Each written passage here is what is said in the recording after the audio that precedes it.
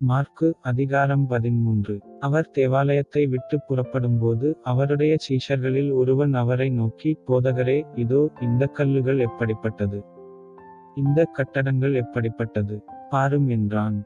இயேசு அவனுக்குப் பிரதியுத்தரமாக, இந்த பெரிய கட்டடங்களைக் காண்கிறாயே, ஒரு கல்லின்மேல் ஒரு கல்லிராதபடிக்கு எல்லாம் இடிக்கப்பட்டு போகும் என்றார்.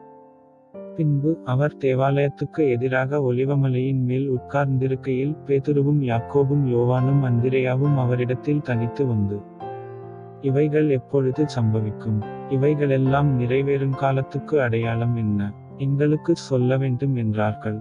இயேசு அவர்களுக்குப் பிரதியுத்தரமாக, ஒருவனும் உங்களை வஞ்சியாதபடிக்கு எச்சரிக்கையாயிருங்கள். ஏனெனில் அநேகர் வந்து என் நாமத்தைக் கொண்டு, நானே கிறிஸ்து என்று சொல்லி அநேகரை வஞ்சிப்பார்கள். யுத்தங்களையும் யுத்தங்களின் செய்திகளையும் கேள்விப்படும்போது கலங்காதேயுங்கள், இவைகளெல்லாம் சம்பவிக்க வேண்டியதே, ஆனாலும் முடிவு உடனே வராது. ஜனத்துக்கு விரோதமாய் ஜனமும் ராஜ்யத்துக்கு விரோதமாய் ராஜ்யமும் எழும்பும், பூமியதிர்ச்சிகளும் பல இடங்களில் உண்டாகும், பஞ்சங்களும் கலகங்களும் உண்டாகும், இவைகள் வேதனைகளுக்கு ஆரம்பம்.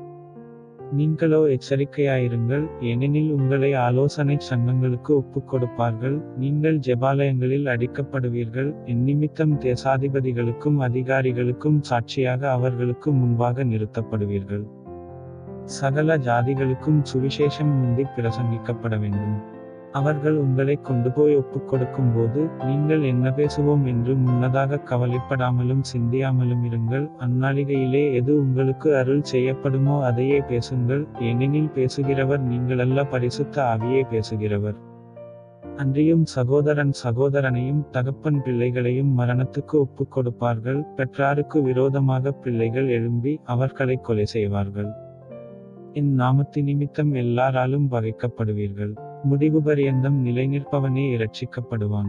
மேலும் பாழாக்குகிற அருவருப்பை குறித்து தானியேல் தீர்க்கதரிசி சொல்லியிருக்கிறானே, வாசிக்கிறவன் சிந்திக்க கடவன், அது நிற்கத் தகாத இடத்திலே நீங்கள் அதை நிற்கக் காணும்போது, யூதேயாவில் இருக்கிறவர்கள் மலைகளுக்கு ஓடிப்போகக் கடவர்கள். வீட்டின்மேல் இருக்கிறவன் தன் வீட்டிற்குள் இறங்காமலும் தன் வீட்டில் எதையாகிலும் எடுத்துக்கொள்ள உள்ளே போகாமலும் இருக்கக் கடவன். வயலில் இருக்கிறவன் தன் வஸ்திரத்தை எடுப்பதற்கு பின்னிட்டு திரும்பாதிருக்கக் கடவன்.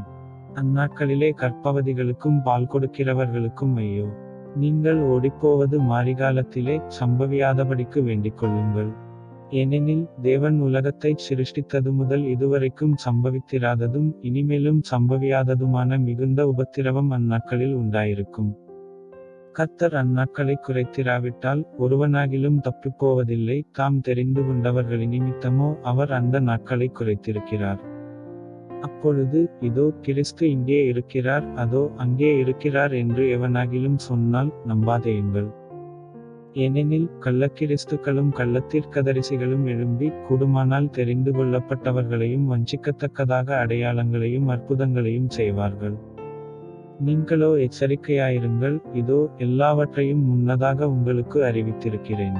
அந்நாட்களிலே அந்த உபத்திரவத்திற்கு பின்பு சூரியன் அந்தகாரப்படும், சந்திரன் ஒளியைக் கொடாதிருக்கும், வானத்தின் நட்சத்திரங்கள் விழும், வானங்களிலுள்ள சத்துவங்களும் அசைக்கப்படும். அப்பொழுது மனுஷகுமாரன் மிகுந்த வல்லமையோடும் மகிமையோடும் மேகங்களின்மேல் வருகிறதைக் காண்பார்கள். அப்பொழுது அவர் தம்முடைய தூதரை அனுப்பி, தாம் தெரிந்து கொண்டவர்களை பூமியின் கடைமுனை முதற்கொண்டு வானத்தின் கடைமுனை மட்டுமுள்ள 4 திசைகளிலுமிருந்து கூட்டிச் சேர்ப்பார். அத்திமரத்தினால் ஒரு உவமையைக் கற்றுக்கொள்ளுங்கள், அதிலே இளங்கிளை தோன்றி துளிர்விடும்போது வசந்தகாலம் சமீபமாயிற்று என்று அறிவீர்கள்.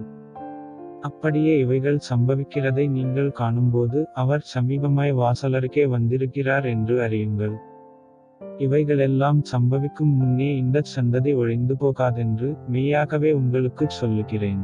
வானமும் பூமியும் ஒழிந்து போம், என் வார்த்தைகளோ ஒழிந்து போவதில்லை. அந்த நாளையும் அந்த நாழிகையையும் பிதா ஒருவர் தவிர மற்றொருவனும் அறியான், பரலோகத்திலுள்ள தூதர்களும் அறியார்கள், குமாரனும் அறியார். அக்காலத்தை நீங்கள் அறியாதபடியால் எச்சரிக்கையாயிருங்கள், விழித்திருந்து ஜெபம் பண்ணுங்கள். ஒரு மனுஷன் தன் வீட்டை விட்டு புரதேசத்துக்குப் போக எத்தனிக்கும் போது தன் ஊழியக்காரருக்கு அதிகாரம் கொடுத்து அவனவனுக்கு தன் வேலையையும் நியமித்து விழித்திருக்கும்படிக்கு காவல்காரனுக்கு கற்பிப்பான். அப்படியே நீங்களும் விழித்திருங்கள், ஏனெனில் வீட்டெஜமான் சாயங்காலத்திலோ நடுராத்திரியிலோ சேவல் கூவும் நேரத்திலோ காலையிலோ எப்பொழுது வருவான் என்று நீங்கள் அறியீர்கள். நீங்கள் நினையாத வேளையில் அவன் வந்து உங்களை தூங்குகிறவர்களாக கண்டுபிடியாதபடிக்கு விழித்திருங்கள். நான் உங்களுக்குச் சொல்லுகிறதை எல்லாருக்கும் சொல்லுகிறேன், விழித்திருங்கள் என்றார்.